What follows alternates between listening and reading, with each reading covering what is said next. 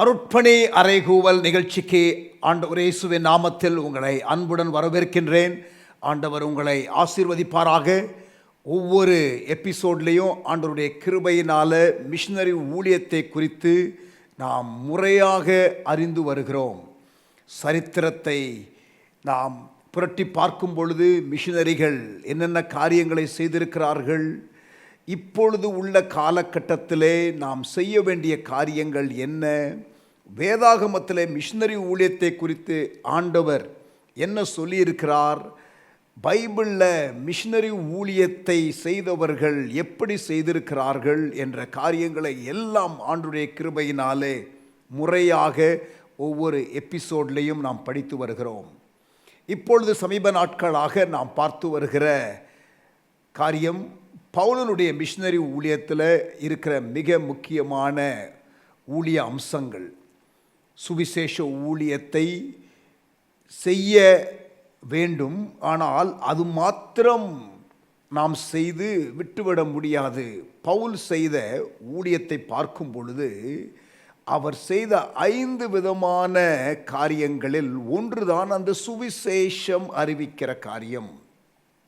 That is the first and the most important thing, but it does not stop there. சுவிசேஷத்தை அறிவிக்கிறது மாத்திரமல்ல, அதற்கு பிறகு சுவிசேஷத்தை கேட்ட மக்கள், ரட்சிக்கப்பட்ட மக்கள் சீஷர்களாக்கப்பட வேண்டும். அதற்கு பிறகு அவர்கள் திடப்படுத்தப்பட வேண்டும். அதற்கு பிறகு உபத்திரவத்தை குறித்த விழிப்புணர்வு அவர்களுக்கு சொல்லிக் கொடுக்கப்பட வேண்டும். அதோடு கூட ஆரம்பிக்கப்பட்ட சபைகள், அதிலே தலைவர்கள் உருவாக்கப்பட்டு வளர்க்கப்பட்டு நியமிக்கப்பட வேண்டும். ஆமேன். ஸோ இந்த 5 காரியங்களை நாம் ஒவ்வொன்றாக பார்க்கலாம் என்று சொல்லி ஆரம்பித்து ஆண்டவருடைய கிருபையினாலே சுவிசேஷ ஊழியத்தை குறித்து ஒரு 3 எபிசோடு ஏற்கனவே பார்த்து விட்டோம். சீஷத்துவத்தை குறித்தும் ஏற்கனவே 3 எபிசோட் பார்த்து விட்டோம். ஆனாலும் நாம் அதை முடிவுக்கு கொண்டு வர முடியவில்லை. இன்று தொடர்ந்து சீஷத்துவத்தை குறித்து நாம் படிக்கலாம். ஆமேன். சில நிமிடங்களிலே மறுபடியும் நான் உங்களை சந்திக்கிறேன். உங்களுடைய செவிகளை தேவனுடைய இருதயத்தின் பக்கத்திலே வைத்தால் ஒருவரும் கெட்டு போகக்கூடாது, யாவரும் ரட்சிக்கப்பட வேண்டும் என்ற வார்த்தை தான் ரீங்காரம் இடுவதை நீங்கள் கேட்பீர்கள். Not everybody is called to be a missionary, but every believer is called to be involved in missions. இந்த ராஜ்யத்தின் சுவிசேஷம் சகல ஜாதிகளுக்கும் அறிவிக்கப்படும். அப்பொழுது முடிவு வரும். நான் ஒரு சாதாரண விசுவாசிதான், நான் எப்படி தேவனுடைய திட்டத்தில் ஈடுபடுவது? அந்நிய பாஷையின் அபிஷேகம் எதற்காக? அனைத்து பாஷையினரையும் சந்திப்பதற்காக. வட இந்திய ஊழியத்திற்காக நான் ஜெபிக்கிறேன், கொடுக்கிறேன். வேற என்ன செய்ய வேண்டும்? பிரதான கட்டளை என்பது முடிந்தால் செய்யுங்கள் என்று தேவன் சொல்லவில்லை, கண்டிப்பாக செய்ய கொடுத்த கட்டளை. அருட்பணி அறைகூவல், partnering with God in missions. சீஷத்துவம் என்று நாம் படிக்கும் பொழுது அந்த சீஷத்துவத்திற்கு வேண்டிய பாடங்கள், முறையான கண்டென்ட் நமக்கு இருக்கிறதா? Book 1, book 2, book 3, book 4, chapter 1, chapter 2, chapter 3, chapter 4, principle number 1, principle number 2, இப்படி ஏதாகிலும் இருக்கிறதா என்ற கேள்வியை நாம் போன எபிசோடில் எழுப்பினோம். பைபிளில் எந்த ஒரு இடத்திலும் அப்படி சிஸ்டமேட்டிக்காக இதுதான் டிசைபிள்ஷிப் சிலபஸ் என்று சொல்லப்படவில்லை. சீஷர்கள் உருவாக்கப்பட்டார்கள் என்று நமக்கு தெரிகிறது. சீஷர்கள் பல இடங்களிலே மிஷனரி ஊழியத்தை செய்த இடங்களிலே, சபை ஆரம்பிக்கப்பட்ட இடங்களிலே இருந்தார்கள் என்பது நமக்கு தெரிகிறது. ஓரளவுக்கு நாம் பார்க்கும் பொழுது அங்கே என்ன நடந்தது என்பதை அறிந்து அதனாலே சீஷர்கள் உருவாக்கப்பட்டார்கள் என்பதை ஓரளவுக்கு புரிந்து கொள்ளலாம். உதாரணமாக அந்தியோகியா சபையிலே 1 வருட காலம் பவுலும் பர்னபாவும் போதித்தார்கள். அதனாலே அங்கே சீஷர்கள் உண்டாக்கப்பட்டார்கள். எருசலேம் சபையில் அங்கே அப்போஸ்தலர் உபதேசம் இருந்தது, அந்யோன்யம் இருந்தது, ஐக்கியம் இருந்தது, ஜெபம் இருந்தது. இந்த 4 காரியங்களிலும் உறுதியாய் தரித்திருந்தார்கள். ஆகவே நீங்கள் அப்போஸ்தலர் 6ஆம் அதிகாரத்திற்கு வரும்பொழுது சீஷர்களுடைய தொகை அங்கே பெருகிற்று என்று வாசிக்கிறோம். அப்போ சீஷத்துவத்திற்கு வேண்டிய காரியங்கள் என்ன என்பதை நாம் சற்று அங்கே அப்போஸ்தலர் 2ஆம் அதிகாரத்திலே புரிந்து கொள்ள முடியும். எபேசியர் 4ஆம் அதிகாரத்திற்கு நீங்கள் வந்தால் பவுல் சொல்லும் பொழுது 5 விதமான ஊழியங்களை ஆண்டவர் சபைக்கு கொடுத்தார்.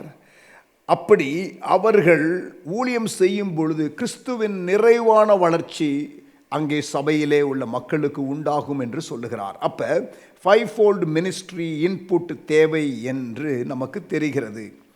நீங்கள் 2 தீமோத்தேயு 3ஆம் அதிகாரம் 16ஆம் வசனத்திற்கு வரும் பொழுது வேத வாக்கியங்கள் எல்லாம் தேவ ஆவியினாலே அருளப்பட்டிருக்கிறது. தேவனுடைய மனுஷன் தேறினவன் ஆவதற்கு அது பிரயோஜனம் உள்ளவைகளாக இருக்கிறது. அப்ப தேவனுடைய மனுஷன் தேறினவன் ஆவதற்கு வசனம் தேவை என்பது நமக்கு அதிலிருந்து புரிகிறது. அப்படி பவுலனுடைய பிரசங்கம் கொலோசியர் 1:28 எந்த மனுஷனையும் கிறிஸ்து இயேசுவுக்குள் தேறினவனாய் நிறுத்துவதற்காக நான் பிரசங்கிக்கிறேன் என்று சொல்கிறார். அப்போ preaching is important for disciple making, teaching is important for disciple making, word of God is important for disciple making என்ற காரியங்களை எல்லாம் நமக்கு புரிகிறது. இயேசுவோடு கூட 12 சீஷர்கள் இருந்தார்கள். அப்போ வாழ்க்கையிலே ஒரு குருவோடு கூட இருக்கிறது அவசியம், ரிலேஷன்ஷிப் அவசியம் என்பது நமக்கு புரிகிறது. ஸோ இப்படி நமக்கு ஆங்காங்கே உள்ள பிட்ஸ் அண்ட் பீசஸை வைத்து நாம் அறிந்து கொள்ள முடியும். மத்தேயு 5ஆம் அதிகாரம் 6ஆம் அதிகாரம் 7ஆம் அதிகாரத்தில் நீங்கள் வாசிக்கும் பொழுது இயேசுனுடைய மலை பிரசங்கத்தின் முடிவில் அல்லது 5ஆம் அதிகாரத்தின் இறுதியில் இயேசு சொல்லுகிறார், உங்கள் பிதா பூரண சர்க்குணராய் இருக்கிறது போல நீங்களும் பூரண சர்க்குணராய் இருங்கள். அப்போ பூரண சர்க்குணராய் இருப்பதற்கு இந்த டீச்சிங் பிரயோஜனமாக இருக்கும் என்பதை நாம் அறிந்து கொள்ளலாம்.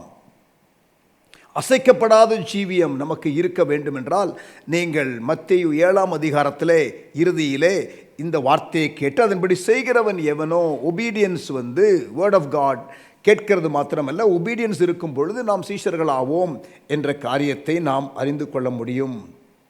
ஸோ இப்படித்தான் நாம் அறிந்து கொள்ள முடியுமே தவிர முறையாக டிசைபிள்ஷிப் சிலபஸ் என்று நமக்கு பைபிளில் எந்த ஒரு இடத்துலையும் பட்டியலிடப்படவில்லை. பட்டியலிடப்படவில்லை என்பதற்காக நமக்கு அது தெரிந்து கொள்ள வாய்ப்பே இல்லை என்று சொல்லிவிட முடியாது. ஏனென்றால் பைபிளில் பல இடங்களிலே இந்த காரியங்கள் எல்லாம் செய்யப்பட வேண்டும் கனியுள்ள ஜீவியத்திற்கு.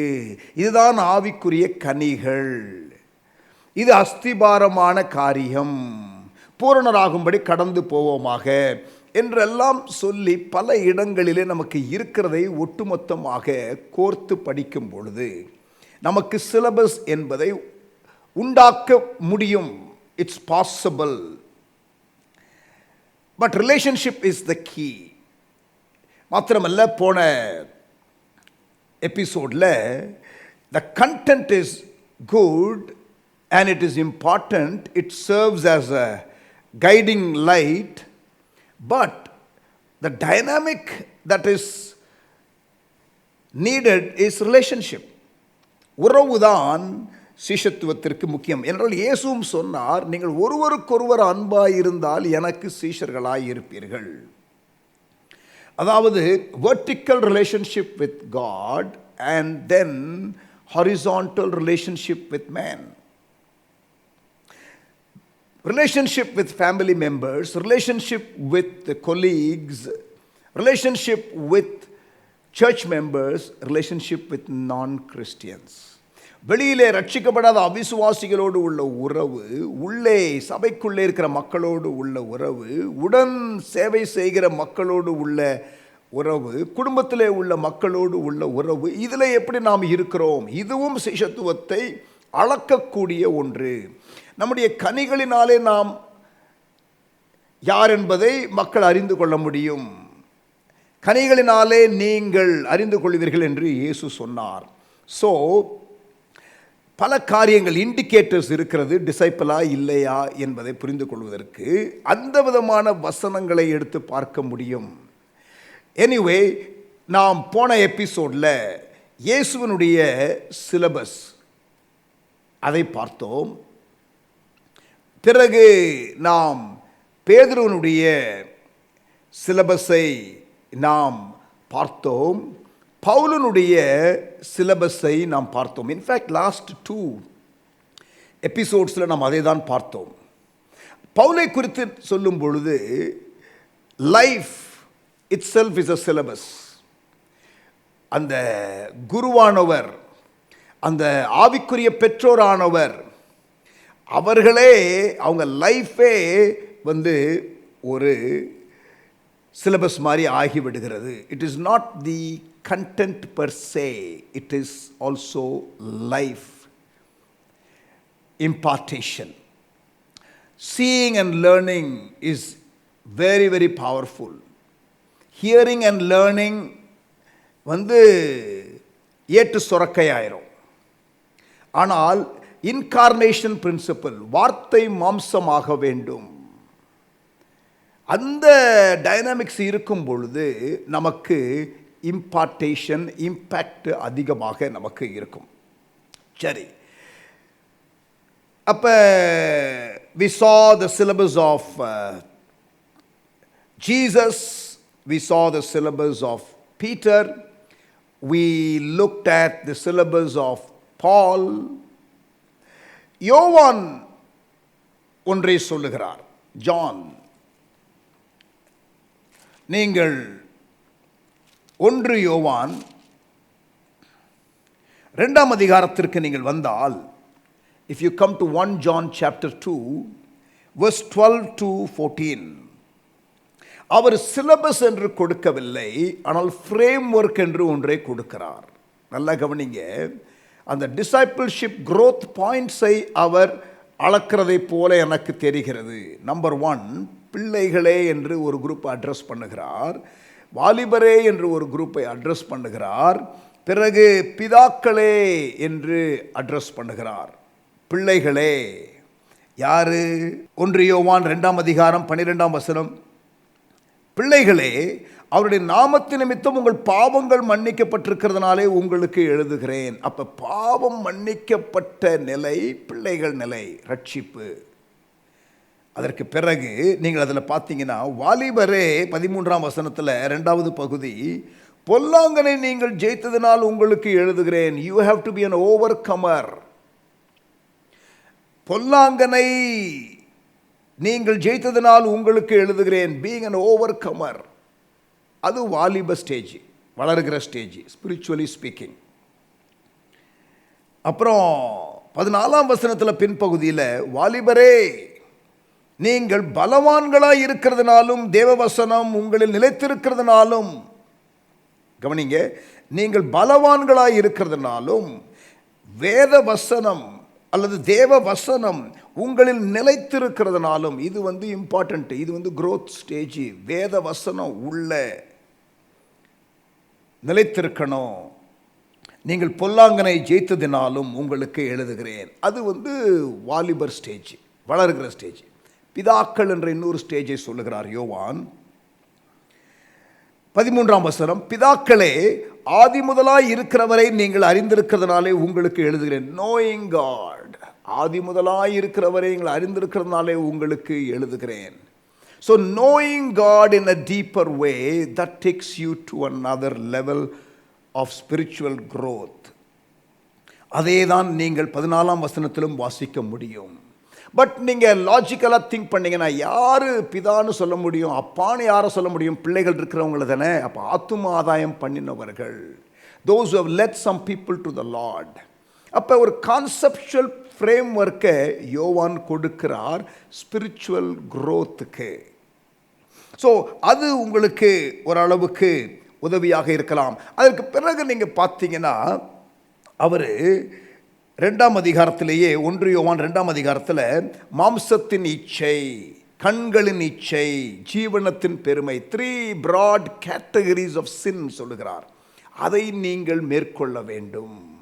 அப்ப you do see John writing something, you see Paul writing something, you see Jesus life, and you can glean something from there. You can look at Peter's teaching and take something from that. பேதுருவினுடைய போதனையிலிருந்தும் இயேசுனுடைய போதனையிலிருந்தும் யோவானுடைய எழுத்துக்களிலிருந்தும் பவுலனுடைய எழுத்துக்களிலிருந்தும் நமக்கு இந்த சீஷத்துவத்தை குறித்து பல காரியங்களை நாம் கண்டு கொள்ள முடியும். ரைட். இப்போ இன்னும் ஆக்சுவலாக நீங்கள் பார்த்தீங்கன்னா 1 கொரிந்தியர் பவுலனுடைய எழுத்துக்களையே நீங்கள் பார்த்தால் அவர் அன்பை குறித்து பேசுகிறார். He is talking about love. Obviously, love is a very, very important ingredient in discipleship. அன்பு என்பது மிக மிக முக்கியமான ஒன்று சிஷ்யத்துவத்திற்கு. அதிலே அவர் இறுதியாக சொல்லுகிறார் 1 கொரிந்தியர் 13:11, நான் குழந்தையாய் இருந்தபோது குழந்தையைப் போல பேசினேன். அப்போ அது குழந்தை ஸ்டேஜ். யோவான் யூஸ் பண்ணுறாருல, அந்த ஃப்ரேம் ஒர்க்குக்கு வர்றாரு பாருங்க.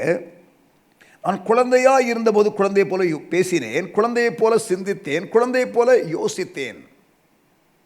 குழந்தையை போல பேசினேன், குழந்தையை போல சிந்தித்தேன், குழந்தையை போல யோசித்தேன். அதுக்கப்புறம் சொல்றார், நான் புருஷனான போதோ எப்படி பிள்ளைகள், வாலிபர், பிதாக்கள் என்று யோவான் சொல்லுகிறாரோ அதே போல இங்கே பவுல் சொல்லும் பொழுது குழந்தை, அப்புறம் புருஷன், மெச்சுவர்ட் மேன்.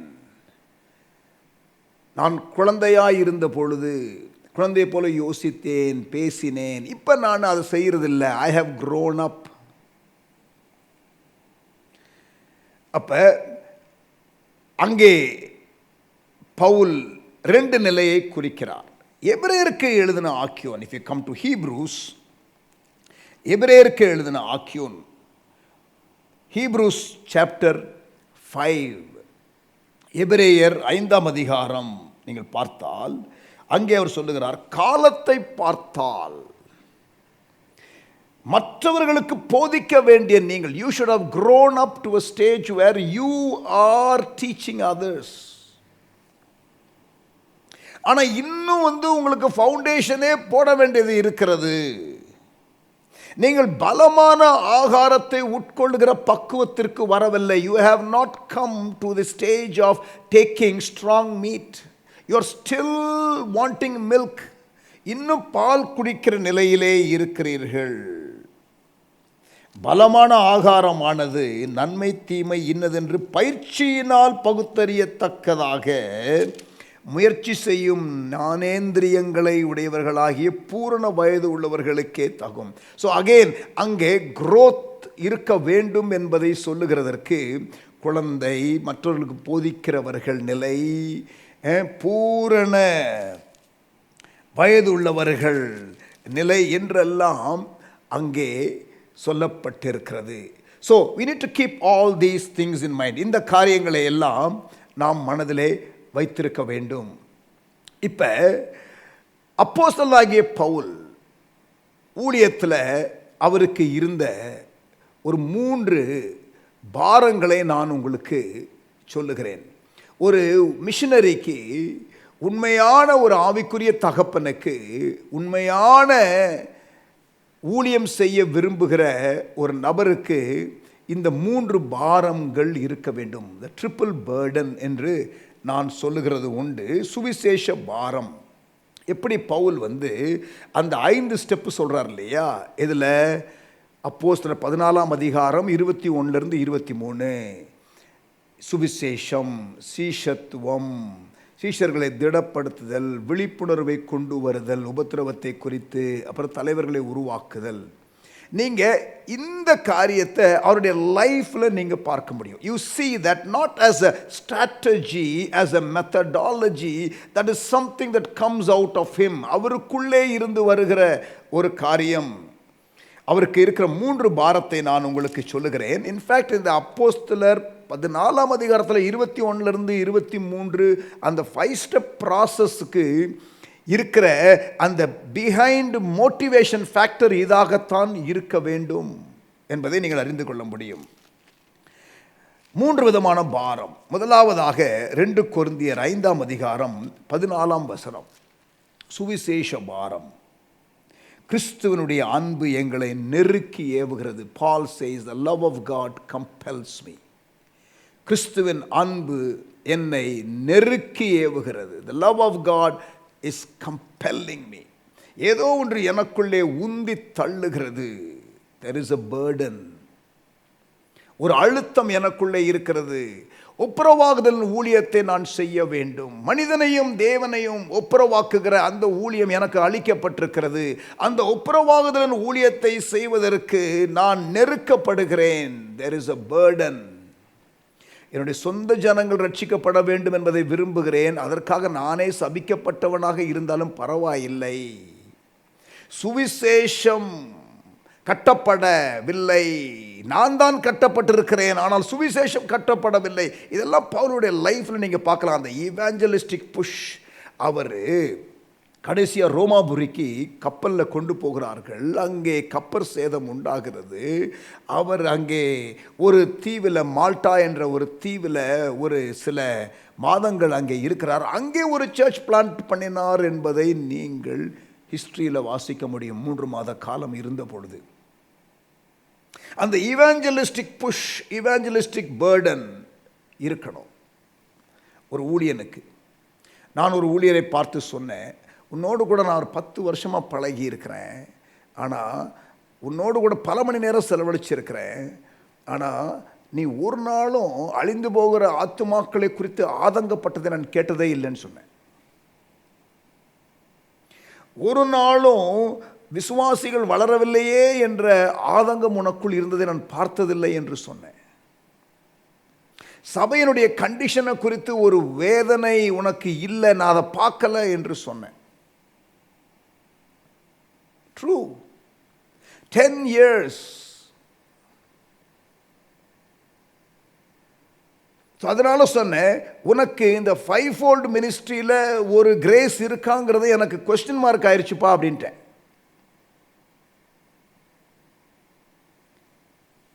பவுலுக்கு சுவிசேஷ பாரம் இருந்தது. 2 கொரிந்தியர் 5ஆம் அதிகாரம் 14ஆம் வசனம். 2வது சீஷத்துவ பாரம் அவருக்கு இருந்தது. கலாத்தியர் 4:19. கலாத்தியர் 4:19. Galatians chapter 4 verse 19. என் சிறு பிள்ளைகளே, கிறிஸ்து உங்களிடத்தில் உருவாகும் அளவும் உங்களுக்காக மறுபடியும் கற்ப வேதனைப்படுகிறேன். ஏற்கனவே ஒரு முறை உங்களை பெற்றெடுப்பதற்காக சுவிசேஷ ஊழியத்திற்காக கற்ப வேதனைப்பட்டேன், இப்போ மறுபடியும் கற்ப வேதனைப்படுகிறேன். Discipleship Burton. உண்மையான ஒரு மிஷனரிக்கு இந்த பாரங்கள் இருக்க வேண்டும். உங்களுக்குள் கிறிஸ்து உருவாக வேண்டும். Christ must be formed in you. அதற்காக நான் மறுபடியும் கற்ப வேதனைப்படுகிறேன். கற்ப வேதனை என்பது சாதாரண ஒரு வேதனை அல்ல என்பதை சகோதரிமார்கள் நன்றாக அறிவார்கள். I have only heard it being explained, but really I could not fully understand. ஆனால் அது கடினமான ஒரு காரியம் என்று சொல்கிறார்கள். அப்படிப்பட்ட வேதனையை சீஷத்துவத்திற்காக பவுல் பெற்றிருக்கிறார். There is something burdening him. He wants to see Christ formed in them. கிறிஸ்து அவர்களுக்குள் உருவாக வேண்டும். சங்கீதம் 119 verse 136. உம்முடைய வேதத்தை மனுஷர் காத்து நடவாதபடியால் என் கண்களில் இருந்து நீர்த்தாரைகள் ஓடுகிறது. சங்கீதக்காரன் சொல்லுகிறான், வசனத்தை மக்கள் கீழ்ப்படியாமல் விட்டுவிடுகிறதை நான் பார்க்கும் பொழுது நான் அழுகிறேன். உம்முடைய வேதத்தை மனுஷர் காத்து நடவாதபடியால் என் கண்களில் இருந்து நீர்த்தாரைகள் ஓடுகிறது. அது டிசைபிள்ஷிப் பர்டன். 3வது பவுலுக்கு இருந்த பாரம் என்ன? சபைகளை குறித்த பாரம். ஒரு உண்மையான அப்போஸ்தலனுக்கு, ஒரு உண்மையான ஒரு ஊழியனுக்கு சபைகளை குறித்ததான பாரம் இருக்கும். 2 கொரிந்தியர் 11:28. இவை முதலானவைகளை அல்லாமல், 2 Corinthians 11:28. இவை முதலானவைகளை அல்லாமல் எல்லா சபைகளை குறித்தும் உண்டாயிருக்கிற கவலை என்னை நாள்தோறும் நெருக்குகிறது. Every day Paul is very disturbed about the condition of the church. சபையை குறித்து. மிஷனரிகள் கவனிங்க, சபை புதுசாக ஆரம்பிக்கிறது பெருசு இல்லை. போயிட்டு ஒரு சுவிசேஷ கூட்டத்தை அரேஞ்ச் பண்ணி கூட்டத்தை நடத்துறது பெருசு இல்லை. பட் சபை சபையாக இருக்கிறதற்கு வேதத்தின்படி நாம் செய்ய வேண்டும். ஆகவே டிசைபிள்ஷிப் என்று நாம் பேசுகிறோம். பல காரியங்களை புரிந்து கொள்ள ஆண்டவர் நமக்கு உதவி செய்கிறார். நேரம் நமக்கு முடிந்து விட்டது. ஜெபித்து நான் முடிக்கிறேன். அடுத்த எபிசோடில் சில principles of discipleship from Jesus, from his teaching, the cost of discipleship என்ற காரியத்தையும், நேரம் இருந்தால் த ஹிண்ட்ரன்சஸ் ஃபார் டிசைபிள்ஷிப் என்ற காரியத்தையும் நாம் படிக்கலாம். ஜெபிக்கலாமா? நல்ல தகப்பனே, இந்த அருமையான வேலைக்காக நாங்கள் உம்மை ஸ்தோத்திரிக்கிறோம். எங்களோடு கூட நீர் இடைப்பட்டு எங்களுக்கு கற்றுக் கொடுக்கிற அன்புக்காக நன்றி செலுத்துகிறோம். ஆசீர்வதியும். இயேசுவின் நாமத்தில் ஜெபிக்கிறோம் எங்கள் நல்ல பிதாவே, ஆமென். அருட்பணி அறைகூவல் நிகழ்ச்சியிலே தொடர்ந்து கலந்து கொள்கிற நேயர்களே, கர்த்தருடைய பிள்ளைகளே, கர்த்தர் உங்களை ஆசீர்வதிப்பாராக, ஆசீர்வாத வாய்க்காலாய் தீர்த்தருள்வாராக. See you in the next episode.